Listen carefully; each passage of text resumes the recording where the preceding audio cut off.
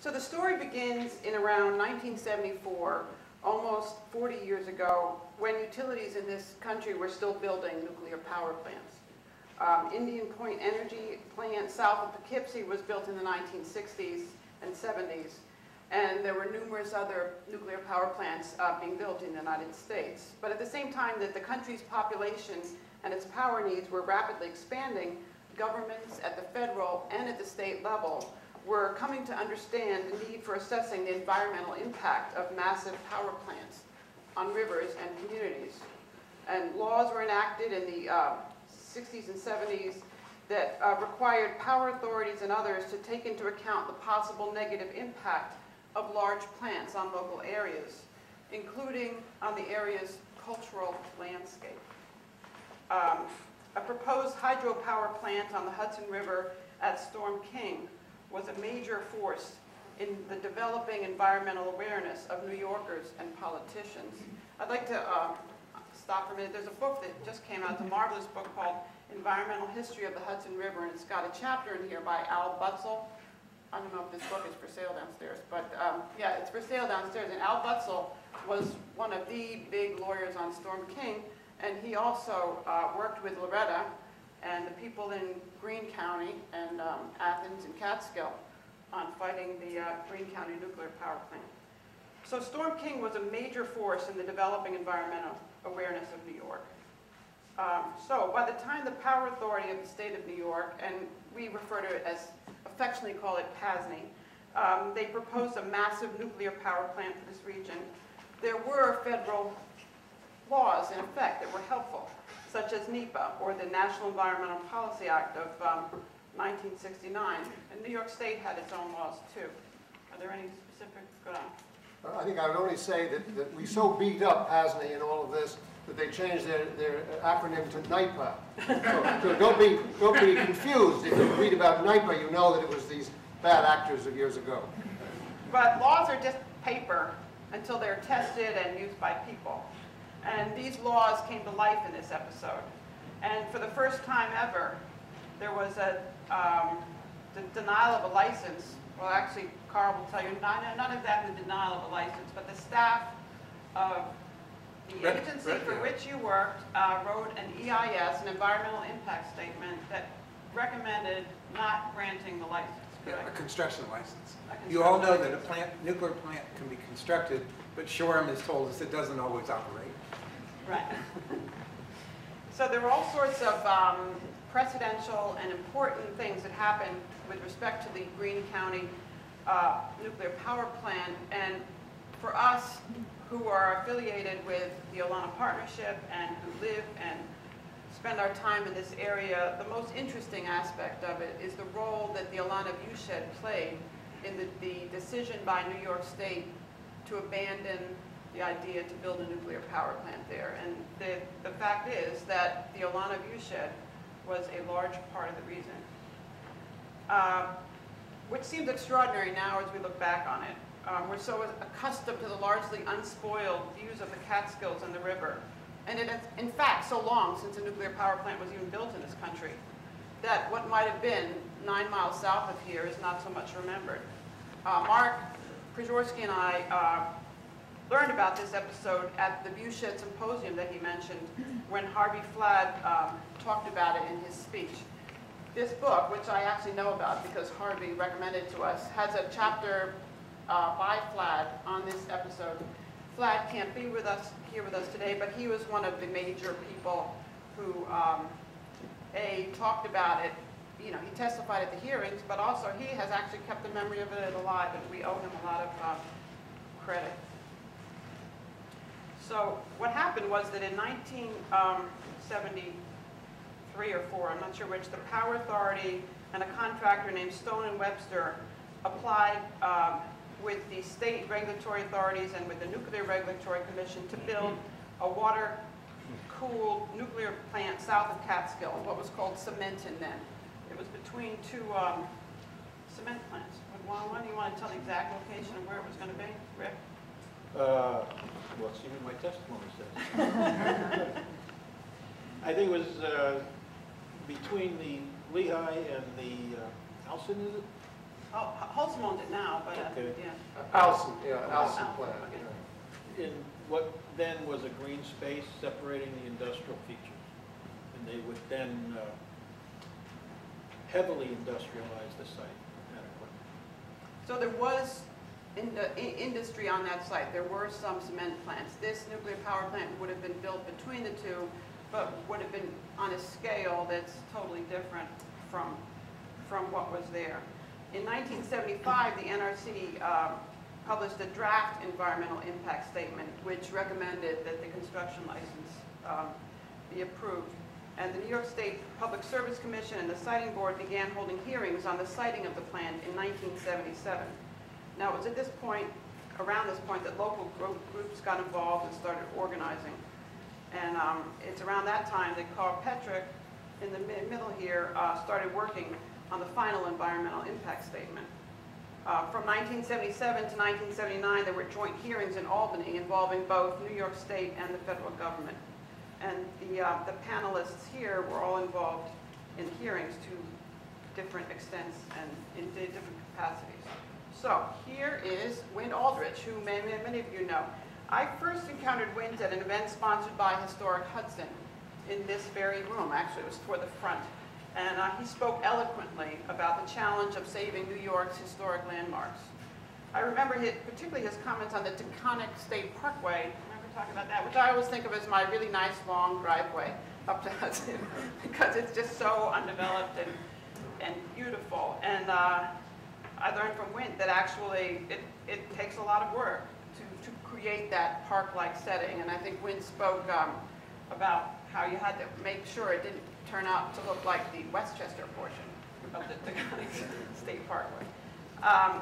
Recently, Wint hosted a concert and speech by Francis Kowski, who is a Calvert Vaux scholar, at his magnificent house, Rokeby, down the river. And I had the enormous pleasure of listening to a piano trio in his stately living room with the sun setting through the windows. And I can't imagine what that would be like with a 30-story tall nuclear power plant right on the other side of the river. And I'm sure that Wint has strong feelings, which you'll hear about in that regard. At the reception after the concert, Wint told me about a painting at Olana that had saved us from the nuclear power plant. And it was then and there that I decided, and it's actually, oh my God, it just went off the screen a second ago. I decided right then and there with Mark that we needed a larger audience for Wint to tell the story. And so the next day we started working in earnest on the panel. Next to him is Rick Benas.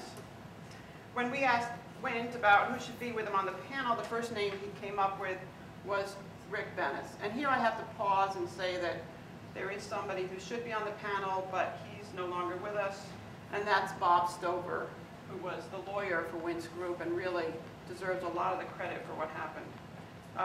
So there are a number of people involved with this who are no longer with us. In the 1970s, Rick was an environmental analyst in the Office of Environmental Analysis in New York State Department of Environmental Conservation in Albany. He had a background in historic preservation, as well as landscape architecture and forestry, had studied as a studio artist in order to develop his understanding of aesthetics. He was responsible for the Department of Environmental Conservation's analysis of the land use and aesthetics of the power plant. Ultimately, he gave testimony in the joint hearings that would be significant. And you'll hear about that. Finally, Carl, I've been talking about Rick the whole time and looking at Carl. Rick is the one on the end there, I'm sorry. Finally, Carl Petrich, who flew in from Phoenix, Arizona to be with us. Back in the 1970s, Carl was working at the Oak Ridge National Laboratory, which is a part of the Department of Energy, right? Why don't you explain the relationship between the Oak Ridge National Laboratory? You said it's sort of like Brookhaven, which I think we're more used to hearing up here. Oak Ridge is one of the large national laboratories that were developed in the Manhattan Project, so it's a legacy of that. And it's in East Tennessee, about 5,000 people, 800 or 900 of whom are PhDs, another 1,500 with master's degrees. So it's an intense, high science research laboratory, mostly chemists and physicists, and I was the token landscape architect. And the way the federal system works is the Nuclear Regulatory Commission is literally a commission, 5 people, and they have a staff that recommends actions that they should take, and they take those recommendations into consideration. The staff is not at all like what you would have at a national laboratory, because this is a nuclear power plant involves radiation and so forth. That's why places like Oak Ridge are involved. But we have a full component of all the disciplines represented, you know, bass and just all fish and air quality, and aesthetics, socioeconomic, economics, so on. And that's what you need. You're all familiar with environmental impact statements, and those of you who are older are familiar with environmental impact statements for nuclear power plants. There's a difference. Like one is like this number of volumes, and now they're like this. And so that's how Oak Ridge is involved. And I was 1 year out of graduate school when I started on this. So he worked with the team that recommended to the NRC that they deny the construction license for the plant. Carl was really surprised when Mark and I emailed him, because all these years he's had on his wall a picture of the of the plume, and he thought he was the only one who cared or remembered. So, but he got into spirit and he started going through his papers in the garage, because in those days we all had, you know, papers. That's all there was, right? And he came up with some good stuff, like a letter written to him in 1987 by the top lawyer for the New York Power Authority. It said that Carl's EIS was, quote, just a subjective pastiche of emotional reaction. It doesn't belong in anything academic, much less a regulatory document. So Carl had a good response to that, and we'll get into that. So he wrote a year later, it took him a whole year to respond to that letter. So all of them have experienced the magic of this place, or as Mr. Pratt of PASNY would call it, that subjective pastiche of emotional reactions. And they've gathered here together almost 40 years later to talk about what happened. So now I stop talking and they start talking. So, Rick, what's wrong with a plume, and why was it such a problem for the area? Well, it's like everything else. It's not what you're doing, it's where you're doing it that is a problem. And the good news for me back then was that there was a 5-mile limit, a study limit imposed by the regulations. And when I looked at that 5 miles, they said, well, you know, you got the cement plants, that's okay. Can people hear him? Yeah. Okay, okay, good. However, I decided, because in my institution where I learned landscape architecture, I remembered something about a place called Olana, and I thought I'd better visit it. It was 6.2 or 4 miles away, so from a regulatory point of view, it was irrelevant.